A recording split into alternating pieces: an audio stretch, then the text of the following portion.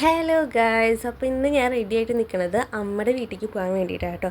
അപ്പോൾ അമ്മയുടെ വീട്ടിലേക്ക് ഞാൻ എക്സാമൊക്കെ കഴിഞ്ഞ് ഫ്രീ ആയിട്ട് ഇരിക്കുകയാണല്ലോ. അപ്പോൾ 2 ദിവസത്തേക്ക് ഫ്രീ ഉള്ളത് കഴിഞ്ഞാൽ പിന്നെ എനിക്ക് ഡാൻസ് ക്ലാസ്, ഇൻറ്റേൺഷിപ്പ് അങ്ങനെ പലതുമായിട്ട് വരും. അപ്പോൾ അതിന് മുന്നേ ആയിട്ട് ഞാൻ അമ്മയുടെ വീട്ടിലേക്ക് പോയി 2 ദിവസം അവിടെയൊക്കെ കൂടെ നിന്നിട്ട് വരാമെന്ന് വിചാരിച്ചു. അപ്പോൾ ഞാൻ ഒറ്റയ്ക്കാണ് പോകുന്നത് കേട്ടോ. കാരണം അനിയൻ്റെ എക്സാം കഴിഞ്ഞിട്ടില്ല. അപ്പോൾ എല്ലാവർക്കും കൂടി പോകാൻ പറ്റിയെന്ന് വരില്ല. അപ്പോൾ അങ്ങനെയാണ്. പിന്നെ വിഷുവിന് ഓണത്തിനൊക്കെയാണ് ഒരുമിച്ച് പോക്ക്.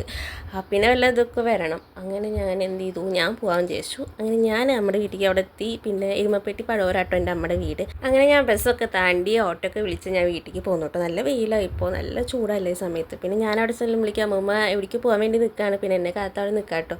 പിന്നെ എല്ലാവരും കണ്ട് വർത്താനം പറച്ചിലും കാര്യങ്ങളൊക്കെ ആയിരുന്നു. പിന്നെ അമ്മ വിളിക്കുന്നുണ്ടായിരുന്നു ഞാൻ എത്തിയോന്നൊക്കെ അറിയാൻ വേണ്ടിയിട്ട്.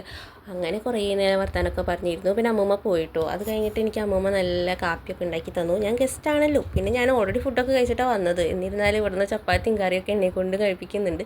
അത് കഴിഞ്ഞിട്ട് പിന്നെ കുറേ നേരം വർത്താനമൊക്കെ പറഞ്ഞിരുന്നിട്ട് അവിടെ അടിച്ചു വരലൊന്നും കഴിഞ്ഞിട്ടില്ലായിരുന്നു. അപ്പോൾ ഞാൻ എന്ത് ചെയ്തു, ഞാൻ അടിച്ചു വരാമെന്ന് പറഞ്ഞു. പിന്നെ ഞങ്ങൾ രണ്ടാളല്ലേ ഉള്ളൂ. അപ്പോൾ സമയമൊന്നും അത്രയൊന്നും ആയിട്ടില്ല കേട്ടോ. 10:30-11 മണിക്ക് ആയിട്ടുള്ളപ്പോഴേക്കൊക്കെ ഞാൻ എത്തിയിരുന്നു.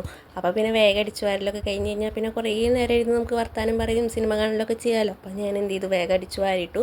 അപ്പോൾ അമ്മമ്മ പറഞ്ഞു മുട്ട പിടിച്ചു തരാമെന്നൊക്കെ പറഞ്ഞിട്ട് അമ്മമ്മ ഉള്ളിയൊക്കെ തൊലി പൊളിക്കുക കേട്ടോ. അങ്ങനെ പിന്നെ അവിടെ ഇരുന്ന് കുറേ നേരം വർത്താനമൊക്കെ പറഞ്ഞിരുന്നു.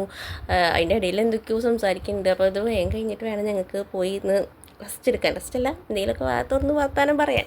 അങ്ങനെ അതിൻ്റെ ഇടയിൽ അമ്മമ്മയോട് ചെന്നപ്പോൾ പപ്പടം കാച്ചി തരാം. എനിക്ക് ഓൾറെഡി പപ്പടമൊക്കെ ഭയങ്കര ഇഷ്ടം. അപ്പോൾ അമ്മമ്മയ്ക്ക് പപ്പടമൊക്കെ കാച്ചി വയ്ക്കുകയാണ്. പിന്നെ ഇനി മുട്ട സമയമാകുമ്പോഴേക്ക് പൊരിച്ചാൽ മതിയല്ലോ. പിന്നെ ഞങ്ങൾ പോയി കടന്നു. പിന്നെ എന്തായാലും ചോറുണ്ണ സമയമായി.